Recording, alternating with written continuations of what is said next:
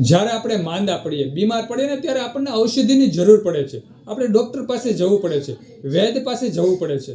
વૈદ્ય એમ કે ઔષધિ આપે અથવા ડૉક્ટર આપણને દવા આપે, તે દવા આપણે ખાઈએ ત્યારે આપણા જે રોગ હોય, આપણી માંદગી હોય તે દૂર દૂર થઈ જાય છે. તેવી જ રીતે દુઃખનું પણ નિવારણ જો આપણે કરવું હોય તો શિવ નામ શ્રેષ્ઠ છે. આપણે નિત્ય ભગવાન મહાદેવની આરાધના કરવી પડે, નિત્ય શિવલિંગનું પૂજન કરવું પડે. જે કોઈ માનવ, જે કોઈ જીવ નિત્ય ભગવાન મહાદેવનું આરાધન કરે છે, ઓમ નમઃ શિવાયના જાપ કરે છે, હર હર મહાદેવના નાદ ગુંજાવે છે, શિવલિંગનું પૂજન કરે છે, તેના જીવનમાંથી દુઃખ હોય ને તે દૂર થઈ જાય છે. ઋષિ મુનિઓ શાસ્ત્રમાં ચોખ્ખું લખીને ગયા છે, સુંદર રીતે વર્ણન કરીને ગયા છે, લેખિતમાં વર્ણન કરીને ગયા છે કે આ કળીકાળમાં શિવ નામ છે ને તે શ્રેષ્ઠ છે. દાનવો પણ ભગવાન મહાદેવનું આરાધન કરતા. જે દેવતાઓએ આ ધરતી ઉપર જન્મ લીધો, ભગવાન કૃષ્ણ, ભગવાન રામ, તેણે પણ શિવલિંગનું પૂજન કર્યું છે અને તેના દુઃખનું નિવારણ ભગવાન મહાદેવે કર્યું છે. તો આ આપણો મનુષ્ય અવતાર એળે ન જવો જોઈએ. નિત્ય આપણે ભગવાન મહાદેવનું આરાધન કરવાનું છે. પ્રભાતે વહેલા ઉઠી થોડાક બિલીપત્ર એકત્ર કરી અને શિવલિંગનું પૂજન કરવું જોઈએ. એક જળના લોટાથી શિવલિંગને સ્નાન કરાવવું જોઈએ. એક દીવડો, એક જ્યોત આપણા ઘરમાં શિવ નામનો નિત્ય પ્રગટ થવો જોઈએ. જે કોઈ જીવ, જે કોઈ માનવ એમ કહે કે પોતાના ઘરમાં શિવ શક્તિના નામનો દીવો પ્રગટાવે છે ને તેના જીવનમાં ક્યારેય દરિદ્રતા આવતી નથી, દુઃખ આવતું નથી. થોડું ઘણું દુઃખ આવી પણ જાય ને તો તેને કર્મજનિત સમજવું જોઈએ. કાંઈક આપણા કર્મની એવી એમ કહેવાય કે કઠણાઈ હોય, કાંઈક ખરાબ આપણાથી કર્મ થઈ જતું હોય ત્યારે જ આપણા જીવનમાં દુઃખ આવે છે. પણ જો આપણે સારા કર્મ કરીએ અને નિત્ય શિવ શક્તિનો દીવો આપણા ઘરમાં પ્રગટાવીને તો આપણા જીવનમાં ક્યારેય દુઃખ આવતું જ નથી. કારણ કે સર્વ જીવને સુખ દેવાવાળા ભગવાન શિવ છે. દરેક જીવને આ ધરતી પર મૂકવાવાળા ભગવાન શિવ છે.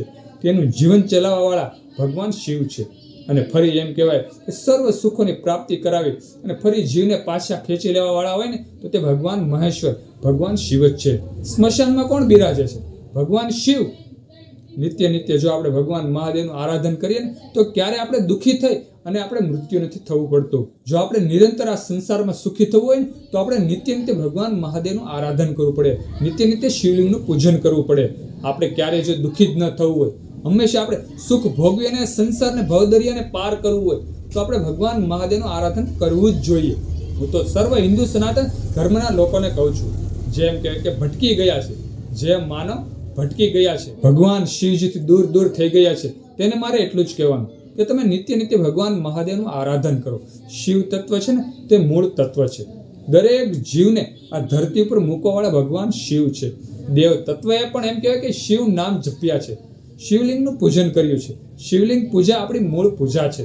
યુગો પહેલા એક પણ ધર્મની સ્થાપના નહોતી ત્યારે શિવલિંગ પૂજા આ ધરતી ઉપર હતી. તમે જોજો, પુરાણોમાં જોજો કે શિવલિંગ પૂજાનું તમને વર્ણન જોવા મળશે.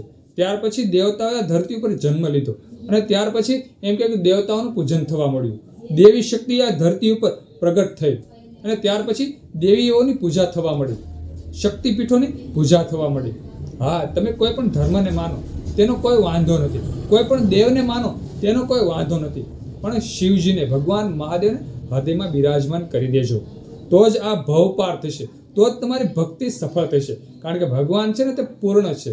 દરેક દેવતાઓ, દરેક માનવ, દરેક જીવ, કોઈ પણ આ ધરતી ઉપર જીવ હોય ને તે સર્વ જીવ અપૂર્ણ છે. ભગવાન શિવજી એક જ પૂર્ણ છે. એટલે હંમેશા આપણે પૂર્ણતા જે છે, ભગવાન શિવમાં જે પૂર્ણતા છે તેનું આપણે પૂજન કરવું જોઈએ. શિવલિંગ તેનું પ્રતીક છે. નિત્ય ઉઠી કાંઈ ન કરો, ખાલી એક એમ કે જ્યોત ભગવાન શિવજી સમક્ષ, શિવલિંગ સમક્ષ એક પ્રગટ કરી દો. ઓમ નમઃ શિવાય, ઓમ નમઃ શિવાયના જાપ જપો 11 વખત, 51 વખત, 108 વખત, આવી સારી સંખ્યામાં ખાલી ઓમ નમઃ શિવાયના જાપ કરો તો પણ ભગવાન મહાદેવ રાજી થઈ જાય છે. જાજી ભક્તિ નથી માંગતા, પણ નિત્ય ભગવાન મહાદેવ ભક્તિ માંગે છે. નિરંતર જો આપણે ભક્તિ કરીએ તો પણ ભગવાન મહાદેવ મોટા યજ્ઞ જેટલું આપણને ફળ આપી દે છે. એટલે ક્યારેય ભગવાન મહાદેવને તરછોડવા નહીં. નિત્ય ભગવાન મહાદેવનું આરાધન કરવું. જો તમારા આંગણામાં એમ કે સુંદર ફળિયું હોય તો ફળિયામાં એક બિલ્વ વૃક્ષ વાવી દેવું. બિલ્વ વૃક્ષ મોટું થાય ને ત્યાર પછી એમ કે બિલ્વ વૃક્ષના મૂળમાં સુંદર શિવલિંગ મૂકી દેવું અને નિત્ય એક દીવડો કરવો અને શિવલિંગનું પૂજન કરવું. શ્રેષ્ઠ ફળ તમને મળશે. 100% નહીં, પણ 1001% તમને શ્રેષ્ઠ ફળોની પ્રાપ્તિ થશે, સર્વ સુખોની પ્રાપ્તિ થશે. જે પણ તમારા મનમાં ઈચ્છા હશે ને તે ભગવાન મહાદેવ, ભગવાન મહેશ્વર પૂરી કરશે. તેમાં કોઈ શંકાને સ્થાન નથી, કારણ કે જે બિલ્વ વૃક્ષ છે તેમાં 33 કોટી દેવતાઓનો વાસ છે. જે પણ એમ કે લક્ષ્મીની પ્રાપ્તિ કરવી હોય, તમારે કોઈ પણ સુખોની પ્રાપ્તિ કરવી હોય તો બિલ્વ વૃક્ષની નીચે શિવલિંગનું પૂજન કરી દો. કોઈ શિવ ભક્ત હોય તો તેને બિલ્વ વૃક્ષની નીચે ભોજન દઈ દો, તો પણ ભગવાન મહાદેવ ખૂબ રાજી થાય છે. શિવભક્ત સુંદર એક નાની એવી વાત હતી. જો આ કળી કાળમાં એમ કે બીમારીનો ઈલાજ દવા છે, તેવી રીતે દુઃખનો ઈલાજ છે ને તે ભગવાન શિવ છે, શિવ નામ છે. તો ભગવાન મહાદેવનું નામ જપતા રહેજો અને આનંદથી બોલતા રહેજો, હર હર મહાદેવ હર.